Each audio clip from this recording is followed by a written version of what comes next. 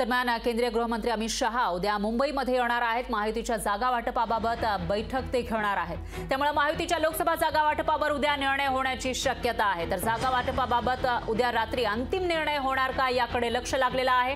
तर इतर ठिकाणी भाजपकडून उमेदवारांची घोषणा करण्यात आली आहे। कोण कोण कुठे कुठे उमेदवार असतील अशा 195 उमेदवारांची नावे जाहीर करण्यात आली आहेत। मात्र महाराष्ट्रामधील उमेदवार अजून जाहीर झालेले नाहीये। त्यामुळे महायुतीचा फॉर्म्युला ठरला नाही का अशी चर्चा रंगलेली असतानाच आता भाजपचे मोठे नेते अमित शहा जेव्हा महाराष्ट्र दौऱ्यावर येत आहेत तेव्हा ते बैठक घेणार असल्याची माहिती आहे आणि अंतिम निर्णय या बैठकीमध्ये होणार असल्याची शक्यता ही वर्तवली जाते।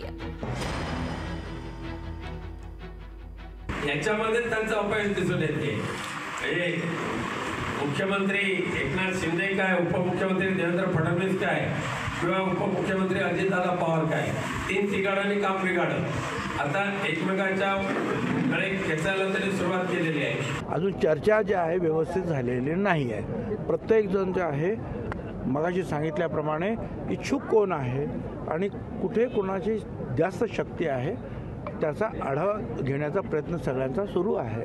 अजितदादाकडनं पण 8 ते 10 जागांची मागणी केली जाते म्हणून आपलं या एकूणच बैठकीमध्ये मार्ग निघत नाही अशा पद्धतीने असं काही नाही। मी 10 जागांची मागणी केली ही बरोबर आहे आणि त्याप्रमाणे आम्हाला बऱ्याचसा जो आहे या सगळ्या जागा मिळतील अशी अपेक्षा आहे। महायुती महाराष्ट्रामध्ये माननीय शिंदे साहेबांच्या, माननीय फडणवीस साहेबांच्या, माननीय दादांच्या नेतृत्वाखाली जे आमचे घटक पक्ष आहेत या बाबतीतला आमचा सगळ्यांनी एकत्र निवडणूक लढायचा निर्णय झालेला आहे। आता राहिला प्रश्न या 3 मुख्य पक्षांमध्ये कुठल्या जागा कोणी लढायच्या, कुणाला किती जागा लढायच्या याच्या बाबतीत प्रत्येक पक्षामध्ये जी काही समन्वय समिती आहे पक्षापक्षामधली आमचा प्राथमिक होमवर्क चालू आहे। आम्ही आमचा होमवर्क पूर्ण करत आणलेला आहे आणि तो माननीय मुख्य नेते आणि आमचे प्रमुख नेते माननीय एकनाथजी शिंदे साहेबांच्या समोर आम्ही ठेवू आणि मग शिंदे साहेब, फडणवीस साहेब, दादा हे बसून ठरवतील ना कुठल्या जागा कुणी लढवायच्या।